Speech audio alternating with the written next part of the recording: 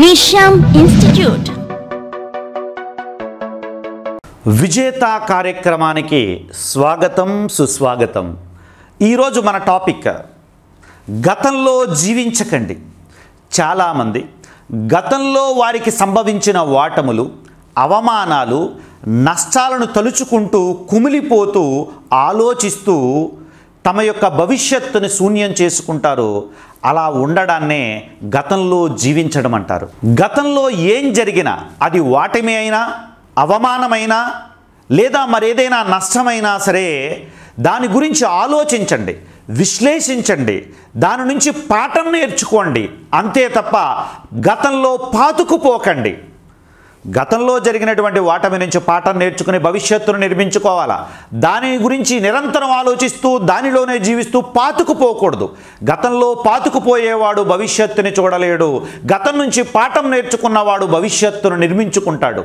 మరి మీరు ఏ కోవకు చెందుతారో ఒక్కసారి ఆలోచించండి. నువ్వు బాధపడుతూ కూర్చుంటే నీ భవిష్యత్తు మారదు. ప్రణాళికాయుతంగా కష్టపడితేనే నీ భవిష్యత్తు నిర్మించబడుతుంది.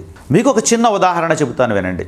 ఒక వ్యక్తి బాగా దాహం వేస్తుందని చెప్పి నిమ్మకాయ నీళ్లు అంటే లెమన్ వాటర్ కలుపుకుందామని చెప్పి నిర్ణయం తీసుకున్నాడు. ఒక గ్లాస్ తీసుకున్నాడు, నిమ్మకాయలు కోసాడు. ఏదో ఆలోచిస్తూ ఆ గ్లాస్ వాటర్లో ఏం చేశాడు అంటే నిమ్మకాయలు పిండుతూ మొదలుపెట్టాడు. ఒక నిమ్మకాయ మొత్తం పిండేశాడు, రెండవ నిమ్మకాయ మొత్తం పిండేశాడు, మూడవ నిమ్మకాయ మొత్తం పిండేశాడు. ఆ గ్లాస్లో మొత్తం 3 నిమ్మకాయలు ఒక గ్లాస్ వాటర్లో ఉన్నాయి. అప్పుడు గ్రహించాడనమాట, అయ్యో పొరపాటు జరిగిపోయింది, నేను చాలా ఎక్కువ నిమ్మకాయని దీంట్లో పిండేశాను అని చెప్పి. అది గతంలో ఒక నష్టం జరిగిపోయింది. దాన్ని నువ్వేమన్నా మార్చగలవా అంటే ఆ గ్లాసులోంచి నిమ్మకాయని, ఆ పులుపుని బయటికి ఏమన్నా తీసుకురాగలవండి? తీసుకురాలేవు. మరి దాన్ని అలాగేమన్నా తాగేయగలవా? నువ్వు తాగడం కూడా సాధ్యం కాదు. మరి దాన్ని ఎలా మార్చగలగాలి? ఆ గతాన్ని ఎలా మార్చగలగాలి అంటే ఆ నిమ్మకాయ నీళ్లలో మీరు కాస్త నీళ్లను పోస్తే, కాస్త పంచదారని పోస్తే ఇంకా ఎక్కువ మంది నిమ్మకాయ నీళ్లు తాగే విధంగా అవి తయారవుతాయి. ఇక్కడ మీరు తెలుసుకోండి, ఈ గతంలో జరిగినటువంటి ఓటమికి మీ కృషి అనేటటువంటి మంచినీళ్ళు, నమ్మకము అనేటటువంటి పంచదార వేస్తే అవి మీ భవిష్యత్తులో మంచి ఫలితాన్ని ఇస్తాయి. కాబట్టి గతంలో జరిగినటువంటి ఓటములను ఎలా మార్చుకోవాలి? గతంలో గురించి ఆలోచిస్తూ ఉంటే మీ భవిష్యత్తు మారదండి. దాన్ని మార్చేటటువంటి విధానం ఏమిటి అంటే ఇది ఒక ప్రణాళికాయుతమైనటువంటి కృషి కావాలి. మీ మీద మీకు నమ్మకం కావాలి.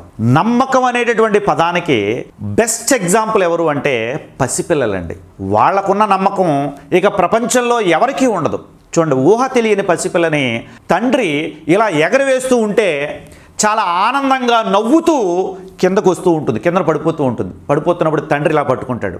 అంటే ఆ పిల్లకి, ఊహ తెలియని ఆ పిల్లకి నమ్మకం ఏంటంటే తన తండ్రి మీద నమ్మకం, తనను ఎగరవేసిన వారి మీద నమ్మకం. గ్యారంటీగా వీళ్ళు పట్టుకుంటారని చెప్పి. అందుకనే పైకి ఎగురుతున్నప్పుడు నవ్వుతూనే ఉంటుంది, కింద పడిపోతున్నప్పుడు నవ్వుతూనే ఉంటుంది.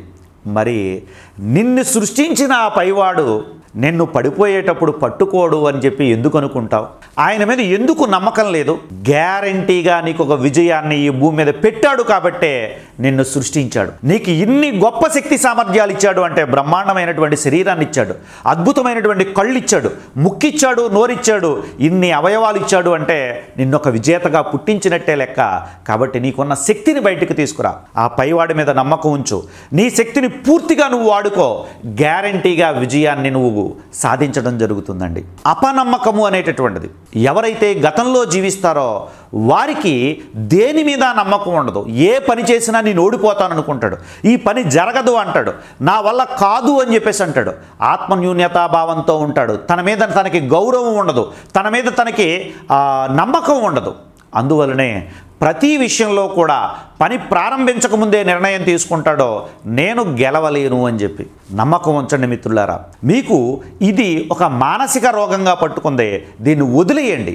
గతం యొక్క విషయాలన్నింటినీ కూడా మర్చిపోండి, దాని నుంచి పాఠం నేర్చుకోండి, విజేతలుగా మారండి. ఇక గతంలో జీవించకూడదు అంటే మీరు చేయాల్సిన పనులు ఇవ్వండి. గతంలో జరిగినటువంటి నష్టం కావచ్చు, అవమానం కావచ్చు, ఓటమి కావచ్చు, దాని గురించి మీరు మొదట చేయాల్సిన పని ఏమిటంటే దాన్ని యాక్సెప్ట్ చేయండి. ఎస్, నేను ఓడిపోయాను, నాకు ఈ నష్టం జరిగింది, నాకు ఈ అవమానం జరిగింది అని చెప్పి యాక్సెప్ట్ చేయండి. దీనిని విశ్లేషించండి. అంటే ఇది ఎందుకోసం జరిగింది, ఈ ఓటమిలో నా పాత్ర ఎంత ఉంది అనే విషయాన్ని విశ్లేషించండి. దీని నుంచి పాఠం నేర్చుకోండి. ఆ ఓటమి నుంచి కానీ, ఆ అవమానం నుంచి కానీ, ఆ నష్టం నుంచి కానీ పాఠం నేర్చుకోండి. 2, ఈ సందర్భంగా మీ బలం ఏమిటి, మీ బలహీనత ఏమిటి అని ఒక క్లియర్ కట్ పిక్చర్ మీ బ్రెయిన్లో ముద్రించుకోండి. నెక్స్ట్, పటిష్టమైన ప్రణాళికతో బిజీగా ఉండండి. నిరంతరం బిజీగా ఉండేవాడు గతం గురించి ఆలోచించలేడండి.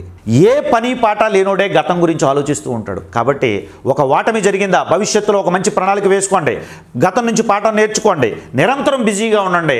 గ్యారంటీగా మీరు విజేతలుగా మారడం జరుగుతుందండి.